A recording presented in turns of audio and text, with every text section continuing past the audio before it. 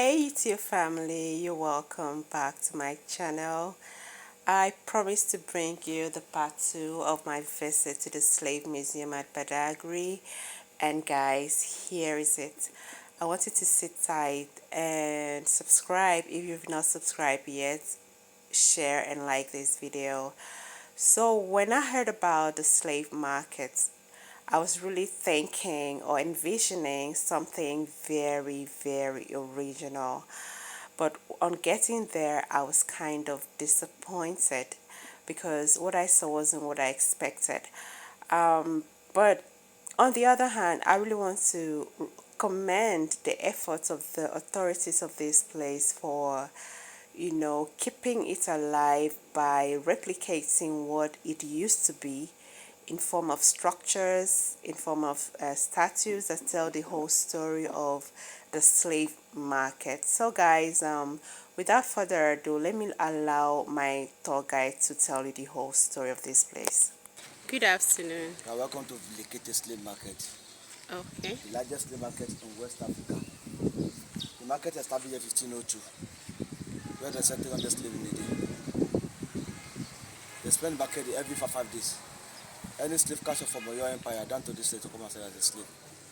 After the market, then go back to the Lekete shrine to pray for the gods of ocean and the sacrifice. This trial of the Chalanda here, Oh. the king of Badagry, Mewu Akan, the two chief and the chief prince Voduno. This is the Chalanda here, where this one came to Badagry here 1825. Portuguese saw this man in Badagry and reported to the king of Badagry. This man came to Badagry to come and spy about the slave business. What they call Bichalanda here, they give her some concussion to take inside the calabash. After when she take the concussion, survive the trial. When it's very trial, they give her security to follow them go Katunga in your state. After coming to your state, come Badagry to come and sign the business, you come and do Badagry. And then to sign a bunch about the slave business in Badagry. According to my tour guide, this structure you're seeing here used to be a shrine, an ancient shrine in this slave market that has been preserved up till date. According to him, he said this is where slaves were sacrificed. In other words, once the gods of this place made demand for human sacrifice or to drink blood, the priest of this shrine will inform the chief, that's the king, and the king in turn will make ready the slaves which will be sacrificed for the gods to drink their blood.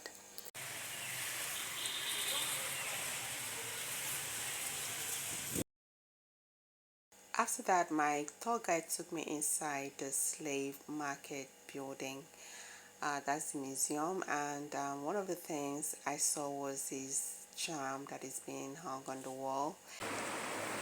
Is this still working? Yes. This is still working. Can kill someone. That's why I can cover it and put it inside the glass.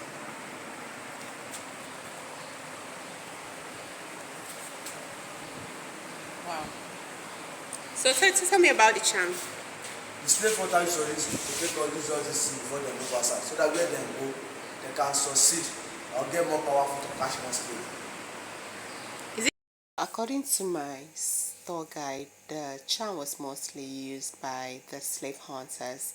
The slave hunters were men that were sent into the hinterlands to kidnap people, fellow Africans, and then sell them into slavery. Other conditions that actually qualify people into slavery as at that time were indebtedness. If you owe someone and then you couldn't pay over the set time, you could be qualified to become a slave. It could be sold into slavery. And also stubborn children at that time were sold by their parents into slavery. And people that were outcasted, condemned, people that committed abominations in the land were sold into slavery. So it was a very terrible, horrible trade. Like I said, it wasn't a good one at all. It was a very wicked trade. So the next picture or thing that really captured my attention was this, the longest, or call it the tallest drum in Africa. So this slave museum also housed this tallest tallest drum in Africa. The tallest drum in Africa has so many carvings in each rim. Okay, the down parts of the drum tells the story of slavery, has the carvings that tells the story of slavery in Badagry. Another site that captured my interest in the slave market museum was these sculptures here. These sculptures tells the story of two slaves, male and female, that are standing before a middleman and a white man. So the middleman is about to sell them to the white man and is actually bargaining how much he wants to sell each of them to the white man, while the slaves look on quietly, helplessly, hopelessly, knowing very well that they can't have their freedom ever again. From here, my tour guide took me to a place called the dungeon, a pit cell where slaves were kept.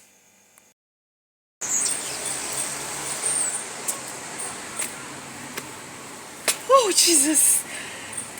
It scared me, oh! Oh, God! Jesus! Oh, my God! Oh, my God!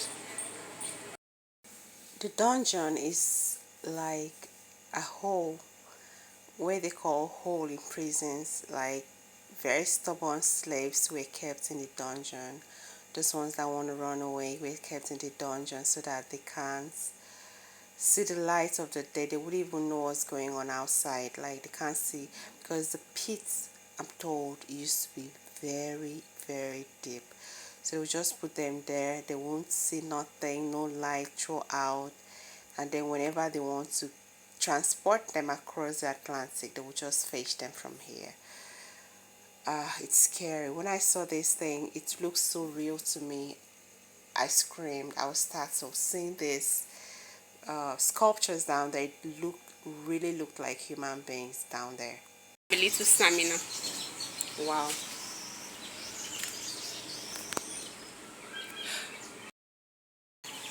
About that many feet under the ground. As a matter of fact, guys, when I approached here, I was so scared. Like, I started seeing this. I thought it was human beings for real. Like, I thought it was human beings. Not until when I came close, I knew it was there. I saw it was statues. It's crazy. This picture was crazy.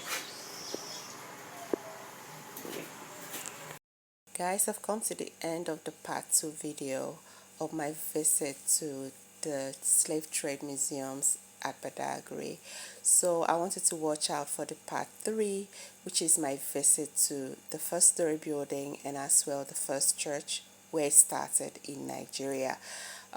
If you've not subscribed yet, please, what are you waiting for? Make sure you subscribe, share and like this video, and very importantly, I want to know your thoughts about the transatlantic slave trade. See you later.